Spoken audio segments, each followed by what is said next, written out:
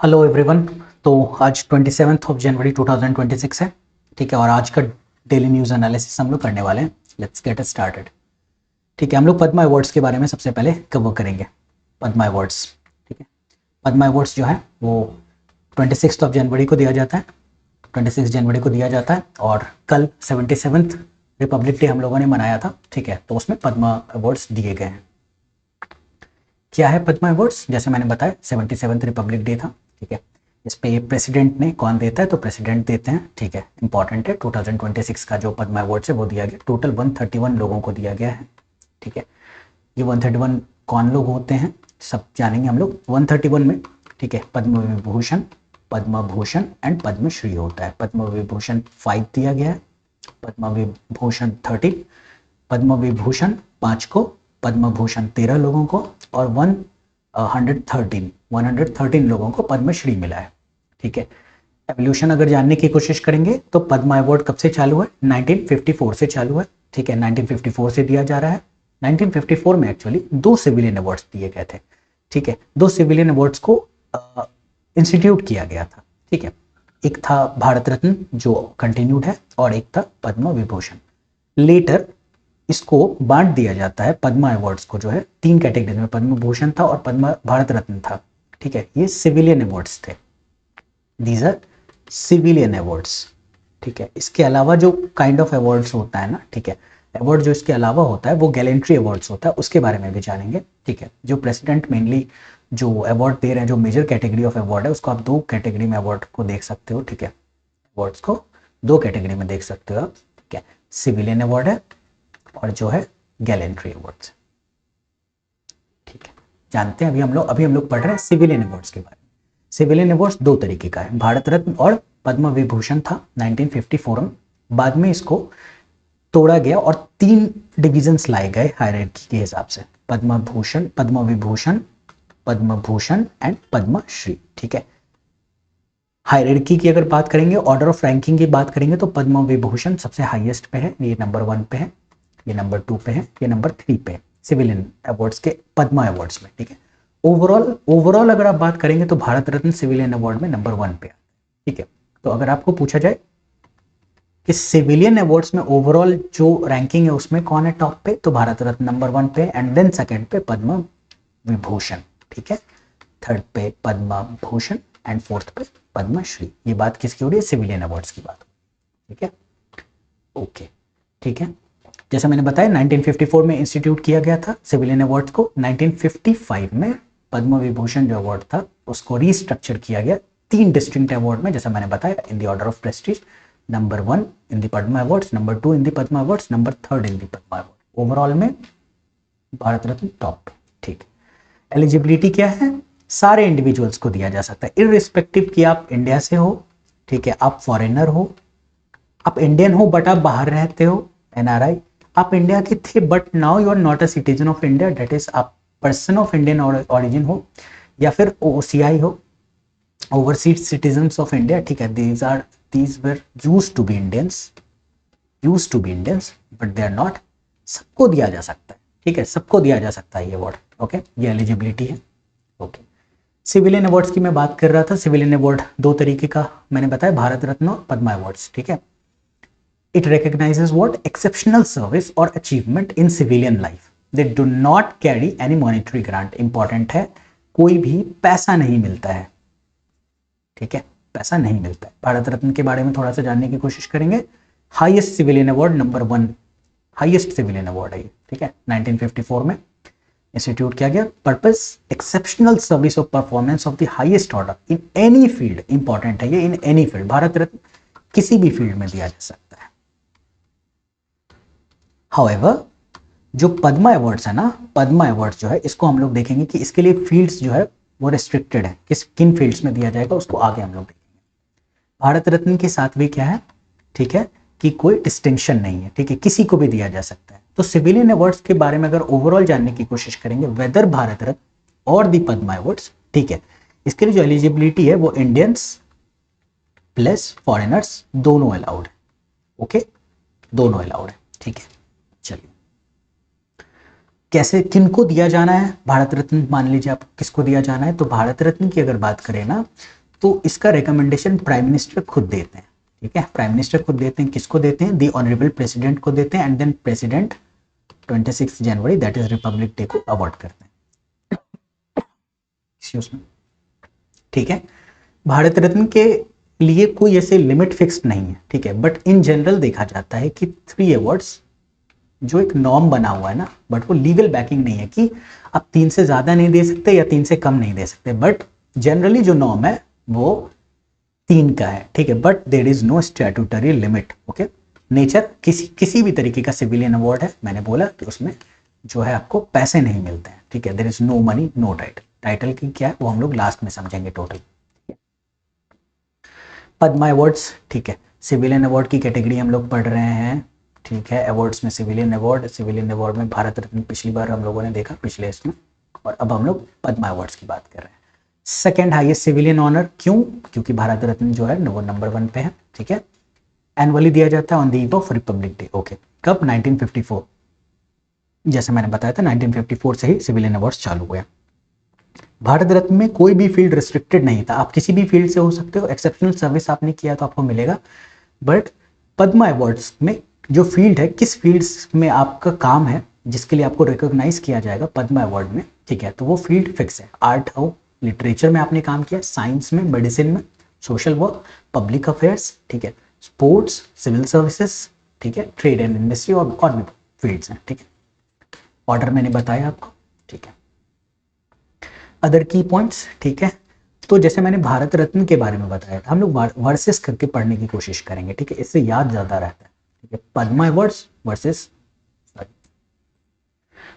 तो भारत रत्न में क्या था कि 3 नेम्स या जो भी नेम है वो प्राइम मिनिस्टर खुद से वो ऑनरेबल प्रेसिडेंट को वो नेम्स देते हैं, ठीक है। बट पद्मा अवार्ड्स ऐसे नहीं काम करता है, पद्मा अवार्ड्स के लिए कमिटी होती है, it is recommended by Padma award committee which is headed by cabinet secretary, which is headed by cabinet secretary, ठीक है।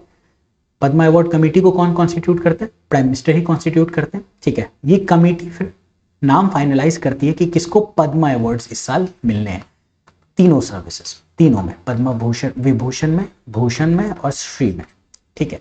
ये कमेटी डिसाइड करती है कि किसको मिलेगा। जैसे भारत रत्न में जो कोई स्टैट्यूटरी लिमिट नहीं था कि 3 से कम भी दे सकते हैं, 3 से ज्यादा भी दे सकते हैं, बट जनरली देखा जाता है कि 3 को दिया जाता है। But on the other hand जो पद्मा अवार्ड है वहां पे स्टैट्यूटरी लिमिट है कि 120 लोगों से ज्यादा को नहीं दिया जा सकता है। हाउएवर 120 में से और अगर कुछ दिया जाना है तो वो पोस्थमस अवार्ड होगा। पोस्थमस मतलब आफ्टर डेथ, ठीक है, वो अवार्ड है, या फिर जो है आपको फॉरेनर्स को अवार्ड दिया जाएगा। इसीलिए आप देख रहे हो कि इस साल टोटल 131 अवार्ड्स दिए गए। This is obviously greater than 120, ठीक है। तो इसका क्या मतलब है कि उसमें फॉरेनर्स को भी दिया गया होगा और पोस्थमस अवार्ड भी दिया गया होगा, ठीक है, ओके। आपको अगर एक क्वेश्चन पूछा जाए कि क्या ऐसा कोई ईयर था जब पद्मा अवार्ड दिया ही नहीं गया, तो यस, 1978-79 में नहीं गया, एंड 4 साल लगातार 1993 to 97 में भी अवार्ड नहीं दिए गए थे। हम लोग टोटल अवार्ड्स की बात कर रहे थे, ठीक है, तो टोटल अवार्ड्स की बात कर रहे थे, ठीक है। तो अभी तक हम लोगों ने सिविलियन अवार्ड्स को पढ़ा, सिविलियन अवार्ड्स में हम लोगों ने भारत रत्न पढ़ा, सिविलियन अवार्ड में हम लोगों ने पद्मा अवार्ड्स पढ़ा। पद्मा अवार्ड्स में हम लोगों ने 3 कैटेगरी देखी, पद्म विभूषण देखा, पद्म भूषण देखा, पद्मश्री देखा, ठीक है। अब जो दूसरे कैटेगरी ऑफ अवार्ड्स की बात कर रहे हैं वो है गैलेंट्री अवार्ड्स, ठीक है। गैलेंट्री अवार्ड्स किसको दिया जाता है? ये जनरली ना आर्म फोर्सेस वाले लोगों को दिया जाता है। जनरली ऐसा है कि आर्म फोर्सेस वाले लोगों को दिया जाता है, प्लस वो लोग जो मेडिकल के, नर्सिंग के स्टाफ हैं, ठीक है, और किसी तरीके का वॉर है उसके ऊपर अगर ये है तो उसमें भी दिया जाता है, ठीक है, ओके, ठीक है, ओके। तो जो नेक्स्ट है, हाँ, तो हम लोग जानेंगे गैलेंट्री अवार्ड जानने की कोशिश करते हैं। It recognise the act of bravery, courage, self sacrifice, announce twice a year. उसमें क्या था सिविलियन अवार्ड में, ठीक है, वो 26 जनवरी को दिया जाता था। बट गैलेंट्री अवार्ड 2 बार दिया जाता है, 26 जनवरी को भी दिया जाता है, दैट इज रिपब्लिक डे को भी दिया जाता है, और इंडिपेंडेंस डे को भी दिया जाता है। आपको ये डिफरेंसेस समझना होगा, इससे आपको याद ज्यादा रहेगा। अब जो गैलेंट्री अवार्ड्स हैं आर्म फोर्सेस पर्सनल को मेनली मिलता है। ये भी 2 कैटेगरी का है, जैसे हम लोगों ने सिविलियन में भी देखा था 2 कैटेगरी थी, भारत रत्न और पद्मा अवार्ड्स, ठीक है। गैलेंट्री अवार्ड में 2 कैटेगरी है, वॉर टाइम में और आपको पीस टाइम में, ठीक है। वॉर टाइम में ये 3 कैटेगरी होती है, ठीक है।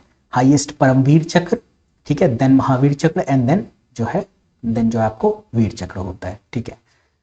ये कब से चल रहा है, जैसे सिविलियन अवार्ड्स 1954 से चल रहे थे, ठीक है। सिविलियन अवार्ड्स वर्सेस जो है gallantry awards, civilian versus gallantry awards में कर देता हूँ। ये कब से चल रहा था सिविलियन अवार्ड्स 1954 से, gallantry awards on the other hand 1950 26 जनवरी 1950, जिस दिन से कॉन्स्टिट्यूशन जो है वो इनेक्ट हो चुका है, काम कर रहा है उस दिन से ही, ठीक है।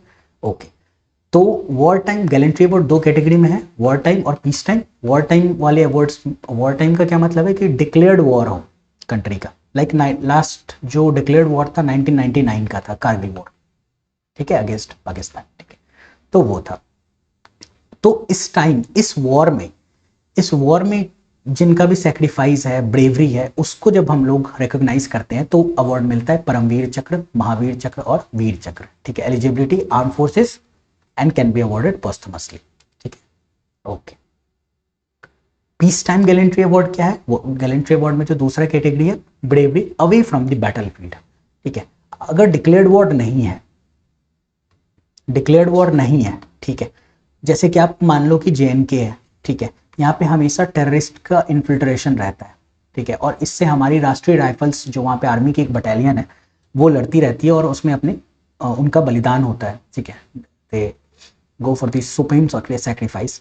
तो उस ब्रेवरी को भी समझने के लिए, ठीक है, उस को रिकॉग्नाइज करने के लिए जो अवार्ड है ना, इसको हम लोग पीस टाइम गैलेंट्री अवार्ड कहते हैं। दैट इज डिक्लेयर्ड वॉर नहीं है and then but it is an act of bravery, courage, ठीक है, तो उसमें जो दिया जाता है, काउंटर इंसर्जेंसी रेस्क्यू ऑपरेशंस उसमें भी, ठीक है। पीस टाइम गैलेंट्री अवार्ड्स कब से चल रहा है, 1952 से, याद करें हम लोग। अगर वॉर टाइम गैलेंट्री अवार्ड्स कब से चल रहा है, 1950 से, ठीक है, वर्सेस 1952 से क्या चल रहा है, peace time gallantry award, versus total civilian award जो है वो कब से चल रहा है, 1954 से चल रहा है, ठीक है।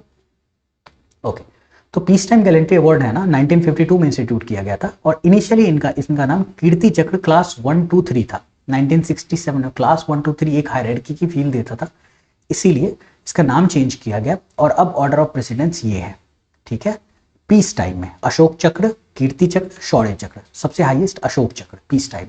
उधर हम लोग अगर याद करें वॉर टाइम में क्या था, परमवीर चक्र, महावीर चक्र और वीर चक्र, ठीक है, ये था वॉर टाइम में, ठीक है। और पीस टाइम में क्या है, ठीक है, अशोक चक्र, कीर्ति चक्र और शौर्य चक्र। एलिजिबिलिटी क्या है, arm forces, paramilitary, reserve forces, civilians को भी, कौन सिविलियन, दोज प्रोवाइडिंग नर्सिंग और मेडिकल सर्विसेज, इन लोगों को भी दिया जाता है, ठीक है। स्टेटस, इसकी बात हम लोग कर रहे थे, कोई भी अवार्ड है उसको आप, कोई भी अवार्ड जो है वो टाइटल है या नहीं ये देखना जरूरी होता है। क्यों, क्योंकि fundamental right article 18 of the constitution, ठीक है, आर्टिकल 18 ऑफ द कॉन्स्टिट्यूशन कहता है कि state can not confer that is give any title to anyone, ठीक है। क्यों, क्योंकि जब देश आजाद नहीं हुआ था, ठीक है, तो उस टाइम प्रिंसली स्टेट्स भी थे और सिस्टम चलता था, उस टाइम किंग्स का सिस्टम भी था, ठीक है, प्रिंसली स्टेट तो उसके किंग थे, तो इनके टाइटल्स होते थे लाइक राज प्रमुख, ठीक है, और भी बहुत सारे टाइटल्स होते थे, ठीक है, राजाधिराज, इस टाइप का टाइटल होता था। ये टाइटल्स ना एक सोसाइटी में एक हायरार्की की फील करवाता है कि one individual is superior to another, ठीक है, बट कॉन्स्टिट्यूशन क्या कहता है कि everyone is equal in the eyes of law, ठीक है। तो इसलिए कॉन्स्टिट्यूशन आर्टिकल 18 से जो है ये टाइटल्स को अबॉलिश करता है। तो एक केस हुआ Balaji Raghavan versus union of India का केस 1996 का, और इसमें कोर्ट के सामने ये बात रखी गई कि क्या भारत रत्न या पद्मा अवार्ड्स या फिर कोई गैलेंट्री अवार्ड्स, ठीक है, ये सारे अवार्ड्स को क्या टाइटल माना जाएगा, ठीक है। एंड कोर्ट कैटेगोरिकली सेड कि नो। क्यों, कोर्ट ने कहा कि नहीं, बट आप इन टाइटल्स को प्रीफिक्स या सफिक्स की तरह नहीं लगा सकते। आप भारत रत्न, आपका नाम अगर राम है तो आप भारत रत्न, राम सिंह है आपका नाम तो आप भारत रत्न राम सिंह नहीं लगा सकते हैं, ठीक है, या राम सिंह भारत रत्न नहीं लगा सकते हैं, ठीक है। ओके, बट ये टाइटल्स अपने आप में जो है ये टाइटल नहीं है, ये अवार्ड्स हैं, ठीक है। आर्टिकल 18 क्लॉज 1 के बारे में मैंने आपको बताया, ठीक है, एंड सफिक्स और प्रीफिक्स की तरह नहीं यूज कर सकते। However these award does not amount to title, title नहीं है ये, तो किसी की सर्विस थी और उसको रिकॉग्नाइज किया जा रहा है, ठीक है, ये रिकॉग्निशन है, डिफरेंस है, ठीक है, रिकॉग्निशन रिकॉग्निशन वर्सेस टाइटल में, ठीक है। जो टाइटल है वो हेरिडेटरी होता है, बट जो रिकॉग्निशन है वो आपकी सर्विस के बेस पे होता है, तो ये इंपॉर्टेंट है। तो ये हेरिडिटरी टाइटल्स नहीं है, बालाजी राघवन केस में यही बोला गया कि ये हेरिडिटरी टाइटल्स नहीं है, ठीक है, इसलिए इसको कंटिन्यू किया जाएगा। ओके, एक इंपॉर्टेंट टॉपिक है, RBI considers resuming urban cooperative bank licence after 2 decades. Actually क्या था, 2004 के आसपास आरबीआई ने 2004 के बाद किसी भी बैंक्स को अर्बन कोऑपरेटिव बैंक का लाइसेंस नहीं दिया है। क्यों नहीं दिया है? बिकॉज उसके बैकग्राउंड को हम लोग जानने की कोशिश करेंगे कि वो जो बैंक्स जो फंक्शन कर रहे थे उस टाइम तक, जो अर्बन कोऑपरेटिव बैंक्स फंक्शन कर रहे थे, उनमें काफ़ी करप्शन था, बहुत सारे एडमिनिस्ट्रेशन के इश्यूज थे, ठीक है। तो बैंक अच्छे से फंक्शन नहीं कर रही थी, तो आरबीआई ने लाइसेंस देना बंद कर दिया था, ठीक है। इट इज़ आफ्टर 20 ईयर्स जो है आरबीआई कंसिडर कर रही है, अभी तक चालू नहीं हुआ, आरबीआई कंसिडर कर रही है कि हम लोग वापस से जो है इसको अर्बन कोऑपरेटिव बैंक्स को आरबीआई चाह रही है कि लाइसेंस वापस दें, ठीक है। कॉन्टेक्स्ट जैसे मैंने आपको बताया 20 साल के बाद, बैकग्राउंड क्या है कि RBI regulation, RBI urban cooperative banks को एक्चुअली में 1965 का एक एक्ट है, ठीक है, उसके थ्रू रेगुलेट कर रही है। इसके अलावा एक बैंकिंग रेगुलेशन एक्ट ऑफ 1949 होता है, ठीक है, इसके थ्रू तो सारे ही बैंक्स को रेगुलेट किया जाता है। जो आरबीआई बैंक्स को रेगुलेट करती है वो किस एक्ट के थ्रू करती है? बैंकिंग रेगुलेशन एक्ट 1949 के थ्रू करती है। उसके अलावा एक स्पेसिफिकली कोऑपरेटिव बैंक्स को मॉनिटर करने के लिए, रेगुलेट करने के लिए आरबीआई को पावर दिया गया एक एक्ट के थ्रू, एक्ट ऑफ 1965 के थ्रू, ठीक है, तो वो तब से कर रही है, ठीक है। तो जो इसीलिए जो कोऑपरेटिव बैंक्स हैं वो डुअल कंट्रोल में होते हैं। डुअल कंट्रोल का क्या मतलब होता है कि उस पर गवर्नमेंट भी उसको कंट्रोल करती है और आरबीआई भी कंट्रोल करती है। हाउएवर जो गवर्नमेंट का कंट्रोल है वो रिलेटेड होता है कि जो कोऑपरेटिव सोसाइटी है उसके फंक्शनिंग को लेकर के, उसके रजिस्ट्रेशन को लेकर के, ऑडिट्स को लेकर के, इन कारण से आरबीआई का काम जो रेगुलेशन का है वो बस उस कोऑपरेटिव बैंक के बैंकिंग फंक्शन को लेकर के, ठीक है। आरबीआई ये नहीं देखेगी कि वो किस एक्ट के थ्रू जो है वो रजिस्टर किया जाएगा। अगर रजिस्ट्रेशन की बात है तो वो स्टेट गवर्नमेंट देखेगी, ठीक है। ओके, जो मैंने आपको बैकग्राउंड बताया वो है, ठीक है। कुछ और अर्बन कोऑपरेटिव बैंक्स को रिफॉर्म करने के लिए कुछ और भी अच्छे कदम उठाए गए हैं, ठीक है। जैसे एक एक्ट ऑफ 2020 है, बैंकिंग रेगुलेशन अमेंडमेंट एक्ट 2020, ठीक है, अर्बन कोऑपरेटिव बैंक्स को बेटर तरीके से रेगुलेट किया जाए इसके लिए। इसके अलावा एक बॉडी को बनाई गई है, national urban cooperative finance and development corporation. ये क्या कर रही है? ये जो है अर्बन कोऑपरेटिव बैंक्स को मॉडर्नाइज करने की कोशिश कर रही है। मॉडर्नाइज मतलब कंप्यूटर लगाना, ठीक है, एक उस तरीके से सुपरविजन, गवर्नेंस, टेक्नोलॉजी एडॉप्शन, इसके लिए, ठीक है। ओके, हाँ, व्हाट आर कोऑपरेटिव बैंक्स, इसको हम लोग जानने की कोशिश करेंगे, ठीक है। It operates on the principle of cooperation. Actually क्या है ना, अर्बन कोऑपरेटिव बैंक्स में कुछ मेंबर्स हैं, ठीक है, कुछ लोग होंगे जो अपने पैसा को पूल करेंगे, दे विल पूल मनी, ठीक है, और इसमें डिपॉजिट करेंगे, ठीक है। ये जो लोग हैं ना, इनको हम मेंबर्स बोलते हैं, ठीक है, मेंबर्स हैं, ओनर्स हैं, ऐसा समझ लो, ठीक है। और इन्हीं मेंबर्स में से कुछ लोग लोन लेंगे, ठीक है, इन्हीं में से कुछ लोग लोन भी लेंगे, ठीक है। तो देयरफॉर ये जो है किस फंक्शन पे, किस पे काम करता है, ठीक है, ये कोऑपरेशन के प्रिंसिपल पे काम करता है, इसीलिए इसका नाम भी कोऑपरेटिव बैंक होता है, ठीक है। It works on the principle of cooperation and mutual benefit for their members, ठीक है। एक्चुअली ये जो मेंबर्स हैं यही ओनर्स हैं, यही डिपॉजिट कर रहे हैं, ठीक है, और यही लोन भी ले रहे हैं, यही लोग, इन्हीं में से कुछ लोग लोन ले रहे हैं। हाउएवर ऐसा नहीं है कि डिपॉजिट और लोन जो है बस मेंबर्स ही कर सकते हैं, ठीक है, कुछ आउटसाइडर्स भी कर सकते हैं, बट ये लिमिटेड है, ठीक है, इनका डिपॉजिट होना, ताकि बाहर का इन्फ्लुएंस नहीं हो सके, ठीक है। तो आउटसाइडर्स का जो है ये लिमिटेड है इन्फ्लुएंस, तो मोस्टली जो है मेंबर्स ही ओनर्स है इसमें। फीचर्स क्या है? They belong to their members, जैसे मैंने बताया, who are both owners and customers of the bank. Loan भी यही ले रहे हैं और ओनर भी यही है, ठीक है। Customers are the owners, so because they have the cooperation of stakeholder as the motive, ठीक है। ऐसा है कि अगर अर्बन कोऑपरेटिव बैंक्स में ना, एक आपने अगर 100 रुपीज डिपॉजिट किया और मैंने 10 रुपये डिपॉजिट किया और बैंक को कोई डिसीजन लेना है, लेट्स सपोज कि किसी को लोन देना है या नहीं देना है, उस टाइम इस बेसिस पे वोट की वैल्यू नहीं होगी कि आपने 100 दिया था और मैंने 10 ही दिया था। It works on the basis of 1 person 1 vote 1 value, एक पर्सन की वोट की सबकी इक्वल वैल्यू, ठीक है।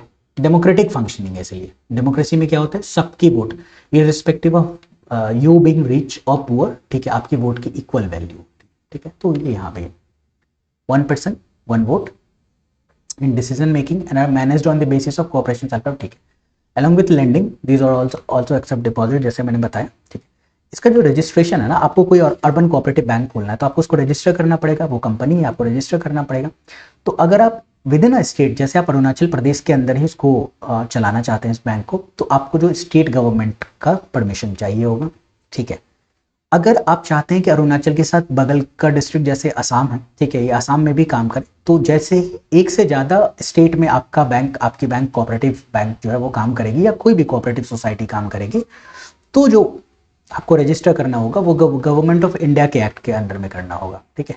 मल्टी स्टेट कोऑपरेटिव सोसाइटी जो है, मल्टी स्टेट कोऑपरेटिव सोसाइटी जो है वो गवर्नमेंट ऑफ इंडिया का डोमेन है, ठीक है। और एक स्टेट में आपको फंक्शन करना है तो वो स्टेट गवर्नमेंट का डोमेन है, ठीक है। रजिस्ट्रेशन के फंक्शन से एक बार आपने रजिस्टर कर लिया, आपने, आपकी बैंक फंक्शनिंग चालू हो गई, ठीक है। तो जो बैंकिंग का फंक्शन है उसका, वो कौन रेगुलेट कर रहा है, वो आरबीआई रेगुलेट कर रही है, ठीक है। इसके अलावा नाबार्ड जो है, नाबार्ड नेशनल एग्रीकल्चरल बैंक, जो नाबार्ड, ओके, हाँ, ये जो है ये इसका अदर फंक्शन देख रही है, तो other function day to day functioning जो है वो जो है नाबार्ड ऊपर से सुपरवाइज कर रही होती है, बस नाबार्ड का काम सुपरविजन का है, ठीक है, okay. NABARD is the apex body of the cooperative sector in India, ठीक है, मैनेजमेंट के पॉइंट ऑफ व्यू से, ठीक है। रेगुलेशन ऑफ कोऑपरेटिव सेक्टर, जैसे मैंने बताया कि आरबीआई भी करती है, ठीक है। और registrar of the cooperative society, registrar वही पोस्ट है स्टेट गवर्नमेंट में, जनरली स्टेट सर्विसेज से आते हैं, जो पीएससी है, ठीक है। जैसे अरुणाचल प्रदेश पीएससी जिसका एग्जाम देना चाह रहे हो, ठीक है, तो उससे भी रजिस्ट्रार आते हैं, ठीक है। तो रजिस्ट्रार ऑफ कोऑपरेटिव सोसाइटी, ठीक है, ऑफ द स्टेट और the central government. Central government किस केस में, अगर एक से ज़्यादा स्टेट में आपकी कोऑपरेटिव बॉडी जो है वो रजिस्टर्ड है, ठीक है, काम कर रही है, तो central government, otherwise state government. तो डुअल कंट्रोल क्यों है, क्योंकि आरबीआई भी कंट्रोल कर रही है और registrar of the cooperative society मतलब स्टेट या गवर्नमेंट ऑफ इंडिया का भी कंट्रोल है, इस तरीके से रेगुलेट होता है। बट डिफरेंस क्या है, जो आरबीआई है उसका जो रेगुलेशन है वो बैंकिंग फंक्शन को लेकर के है, ठीक है। और registrar of the cooperative society जो है वो किस किस चीज़ को देख रही होती है, वो इनकॉर्पोरेशन को, मतलब आप इनकॉर्पोरेट करने की कोशिश करें, रजिस्टर करने की कोशिश करें, management, audit, super session of the board of director, मतलब एक बोर्ड ऑफ डायरेक्टर को हटा के अगर दूसरे बोर्ड ऑफ डायरेक्टर को लाना है, ठीक है, बिकॉज आपकी बैंक अच्छी से नहीं काम कर रही थी, तो ये सारी चीज़ जो है ये सुपर सेशन का जो काम है ये सब रजिस्ट्रार स्टेट गवर्नमेंट देखेगी। एक स्ट्रक्चर समझते हैं, काफी इंपॉर्टेंट स्ट्रक्चर, कोऑपरेटिव सोसाइटी का स्ट्रक्चर कैसा है कोऑपरेटिव बैंकिंग का इंडिया में, ठीक है। इसको आरबीआई दो में बाइफर्केट करती है, जो अर्बन एरिया और सेमी अर्बन एरिया में काम कर रहा है, जो भी अर्बन आपने कोऑपरेटिव सोसाइटी, कोऑपरेटिव बैंक खोला है, वो अगर सेमी अर्बन या अर्बन एरिया में उसका लोकेशन है, ठीक है, तो वो अर्बन कोऑपरेटिव बैंक कहलाएगा, और अगर रूरल में प्रेजेंस है तो रूरल। अर्बन कोऑपरेटिव बैंक में शेड्यूल और नॉन शेड्यूल बोला जाता है। शेड्यूल बैंक के अंदर सिंगल स्टेट, मल्टी स्टेट, जैसे मैंने बताया था, मल्टी स्टेट पे गवर्नमेंट ऑफ इंडिया का कंट्रोल रहेगा, ठीक है, सिंगल स्टेट पे उस स्टेट गवर्नमेंट का कंट्रोल रहेगा, जैसे अरुणाचल प्रदेश का, ठीक है। तो urban cooperative bank whether of this category, schedule category और नॉन शेड्यूल कैटेगरी, ठीक है, आप सिंगल स्टेट हो या मल्टी स्टेट हो, कुछ भी हो, आप अर्बन कोऑपरेटिव बॉडी हो, बैंक हो, तो जो कंट्रोल है उस पर डुअल कंट्रोल होगा, तो जो है कंट्रोल डुअल कंट्रोल होगा, ठीक है। डुअल कंट्रोल मतलब आरबीआई और स्टेट या सेंटर का, ठीक है। इसके अलावा rural cooperative society, okay, rural cooperative society को भी डिवाइड किया जाता है short term, long term. Short term में तीन बॉडी हैं, यहाँ समझाता हूँ मैं शॉर्ट टर्म में, तीन बॉडी है। एक जो स्टेट लेवल पे फंक्शन कर रही है, एक जो डिस्ट्रिक्ट लेवल पे फंक्शन कर रही है, और एक जो विलेज लेवल पे फंक्शन कर रही है, ठीक है। विलेज लेवल को हम लोग पैक्स बोलते हैं, primary agricultural cooperative society. District वाले को डिस्ट्रिक्ट सेंट्रल कोऑपरेटिव बैंक्स कहते हैं, और स्टेट वाले को स्टेट कोऑपरेटिव बैंक्स बोलते हैं, ठीक है। ये देखो आप, state cooperative bank, district central cooperative banks, ठीक है। और इसके अलावा विलेज लेवल पे जो होता है वो पैक्स होती है, प्राइमरी एग्रीकल्चरल कोऑपरेटिव सोसाइटी, ठीक है। उसके अलावा लॉन्ग टर्म है रूरल कोऑपरेटिव को हम लोग दो भागों में बांट रहे हैं, शॉर्ट टर्म और लॉन्ग टर्म। लॉन्ग टर्म में ये होती है primary cooperative agriculture rural development bank, ठीक है, और स्टेट कोऑपरेटिव रूरल। इन सारे में जो रेगुलेशन है ना, अगर आपको डायरेक्ट क्वेश्चन पूछा जाए तो जो डुअल रेगुलेशन है ना, सबके ऊपर होगा डुअल रेगुलेशन है, एक्सेप्ट पैक्स और जो लॉन्ग टर्म रूरल कोऑपरेटिव, इन दोनों के ऊपर आरबीआई का कंट्रोल नहीं होगा, ठीक है। इन दोनों के ऊपर आरबीआई का कंट्रोल नहीं होगा, ठीक है। पैक्स के ऊपर जो कि विलेज लेवल पे काम करती है, पैक्स के ऊपर जो कि विलेज लेवल पे काम करती है, और ये पूरा का पूरा लॉन्ग टर्म वाला जो है, ठीक है, इन दोनों के ऊपर जो है आपको आरबीआई का कंट्रोल नहीं, डुअल रेगुलेशन में ये फॉल नहीं करते। इन पे बस स्टेट गवर्नमेंट या फिर सेंट्रल गवर्नमेंट जो भी केस होगा उनका होगा कंट्रोल, ओके, ठीक है। ओके, फंक्शन क्या है? डिपॉजिट मोबिलाइजेशन, जैसे मैंने बताया, डिपॉजिट लेते हैं, ठीक है, और उन्हीं लोगों में से लेंड करते हैं। Credit delivery, loan to small businesses, traders, professionals, household, ठीक है। फाइनेंशियल इंक्लूजन, यस, डिपॉजिट ले रहे हो आप, लोन दे रहे हो, फाइनेंशियल इंक्लूजन कर रहे हो, ठीक है। एमएसएमईज को दिया जाता है, अर्बन इनफॉर्मल सेक्टर्स को दिया जाता है। सिग्निफिकेंस क्या होगा? It acts as a bridge, ठीक है, कि इनफॉर्मल लेंडिंग में चार्जेस बहुत ज़्यादा हैं, ठीक है। इनफॉर्मल लेंडिंग जो साहूकार होते हैं, ठीक है, और जो प्राइवेट बैंक्स हैं, प्रॉब्लम क्या है, यहाँ पे कुछ भी डॉक्यूमेंट नहीं मांगा जा रहा है, ठीक है, तो अच्छी बात है। बट ये रेट ऑफ इंटरेस्ट बहुत हाई चार्ज करते हैं, लाइक 40%, 60% ऐसा, ठीक है। प्राइवेट बैंक्स जो होंगी वो इतना चार्ज नहीं कर रही होंगे, वो 12%, 15% ही रेट ऑफ इंटरेस्ट चार्ज करेंगे। बट प्रॉब्लम क्या है कि ये कोलेट्रल मांगते हैं, ठीक है, कुछ गिरवी मांगते हैं बेसिकली, या फिर बहुत सारा इनका डॉक्यूमेंट होता है। अब जो पुअर पीपल है ना, उनके पास डॉक्यूमेंट इतना होता नहीं है, तो ना वो प्राइवेट से लोन ले पाते हैं, ठीक है, और ना ही वो रेट ऑफ इंटरेस्ट के कारण इनफॉर्मल वालों से ले पाते हैं। तो जो कोऑपरेटिव बैंक्स है ना, वो बीच का काम करती है, ठीक है, कि सस्ते, लेस डॉक्यूमेंटेशन पे plus less rate of interest पे काम करती है। इस कारण ये ब्रिज की तरह काम करती है, it acts as a bridge, okay. It offers lower interest rate compare to micro finance institution, कभी इसको भी पढ़ेंगे हम लोग, माइक्रो फाइनेंस इंस्टीट्यूशन को, ठीक है। लोकल ट्रस्ट, क्यों? क्योंकि जनरली जो लोग उसके ओनर होते हैं, जो मेंबर होते हैं, जो डिपॉजिट कर रहे हैं, जो वही लोग जो लोन ले रहे हैं, ठीक है, ये लोग लोकल होते हैं, तो बैंक्स को पता होता है कि फाइनेंशियल वायबिलिटी उस आदमी की क्या है लोन लौटाने की, ठीक है।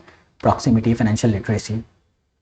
अभी जो अमेंडमेंट लाने की कोशिश की जा रही है, लाया नहीं गया, ठीक है, जो आरबीआई लाने की कोशिश कर रही है, वो क्या है कि रिन्यूड लाइसेंसिंग। तो अगर ज़्यादा से ज़्यादा अर्बन कोऑपरेटिव बैंक्स को लाइसेंस मिलेगा तो क्या होगा, रीच जो है वो और बढ़ेगा, ठीक है। रीच बढ़ेगा तो फाइनेंशियल इंक्लूजन और अच्छे से होगा, ठीक है। प्रॉब्लम क्या है, जो पहले हुआ था, ठीक है, कि इसके गवर्नेंस को देखना पड़ेगा कि फेल ना करे बैंक, ठीक है, फेल ना करे, ठीक है। 2004 में इसीलिए जो है लाइसेंस बंद किया गया था। ये मेंस पॉइंट ऑफ व्यू से था। एक लास्ट टॉपिक है बहुत ही छोटा, अरलम वाइल्ड लाइफ सेंचुरी थी,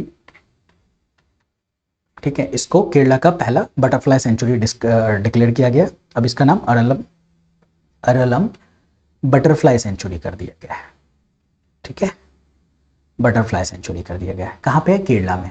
केरला में कब? कन्नूर डिस्ट्रिक्ट में इसके, ठीक है, okay. One century Aralam bird, making it the first butterfly century in Kerala. इतना इंपॉर्टेंट क्यों है बटरफ्लाई? तो एक्चुअली क्या है ना कि बटरफ्लाई जो होता है ना, बटरफ्लाई जो है ना, वो इंडिकेटर स्पीसीज है, ये इंडिकेटर स्पीसीज है। आप एनवायरमेंटल इकोलॉजी में पढ़ेंगे इंडिकेटर स्पीसीज क्या होता है। वो स्पीसीज जो किसी इकोसिस्टम के ना हेल्थ को बताता है, ठीक है, जैसे लाइकेन है। लाइकेन क्या होता है? एल्गाई प्लस फंगस, ठीक है, वो आपने येलो येलो जो देखा होगा पेड़ के नीचे लगा हुआ, ठीक है, दैट शोज कि वो इकोसिस्टम हेल्दी है। आपने देखा होगा कि कोई पॉन्ड है जो कि अच्छा है इकोसिस्टम उसका, तो वहाँ पे बटरफ्लाइज आपको बहुत दिखेंगे। So these are indicator species, ठीक है, तो इनके प्रोटेक्शन, इनका जो प्रोटेक्शन है वो काफ़ी इंपॉर्टेंट भी होता है। ठीक है, कुछ नहीं है ज़्यादा जानने को। कन्नूर डिस्ट्रिक्ट इन केरला, यहाँ पे वेस्टर्न घाट्स हैं ऑब्वियसली। ठीक है, तो यहाँ पे जो है अड़लम वाइल्ड लाइफ सेंचुरी थी, जिसको हम लोगों ने डिक्लेयर किया है अड़लम बटरफ्लाई सेंचुरी के नाम से रीनेम कर दिया गया है। ठीक है, thank you, keep learning, keep learning. Comment करें, बताएं कैसा लग रहा है आपको। ठीक है, and wish you all the best. Pre plus mains के पॉइंट ऑफ व्यू से हम लोग पढ़ने की कोशिश करते हैं डेली, ताकि आपकी लर्निंग कंसिस्टेंट हो। ठीक है, और इन डेप्थ लर्निंग हो। ठीक है, जैसे कि आज हम लोगों ने अर्बन कोऑपरेटिव का सारा स्ट्रक्चर देख लिया। ठीक है, डुअल कंट्रोल किसको कहते हैं, क्या होता है, ठीक है, वो सारी चीज़ों को जानने की कोशिश की है। अवार्ड्स हम लोगों ने पूरा ही फिनिश कर दिया है। अवार्ड्स जो भी मेजर 2 अवार्ड है, ठीक है, जो सिविलियन अवार्ड और जो गैलेंट्री अवार्ड्स हैं, ये सारा हम लोगों ने फिनिश किया। तो हम लोग टॉपिक को इन टोटलिटी में देखने की कोशिश करते हैं। ठीक है, कि आपको स्ट्रक्चर्ड तरीके से चीज़ों की जो अंडरस्टैंडिंग है वो समझ में आए। ठीक है, रादर देन कि आज कुछ पढ़ा एक टॉपिक के बारे में और कल कुछ पढ़ा, तो उससे एक लिंकेजेस नहीं बनता है। तो हम लोग चाहते हैं कि लिंकेजेस अच्छे से बने, इसलिए इस तरीके से पढ़ाया जा रहा है। Okay, wish you all the best, अच्छे से पढ़िए। Thank you.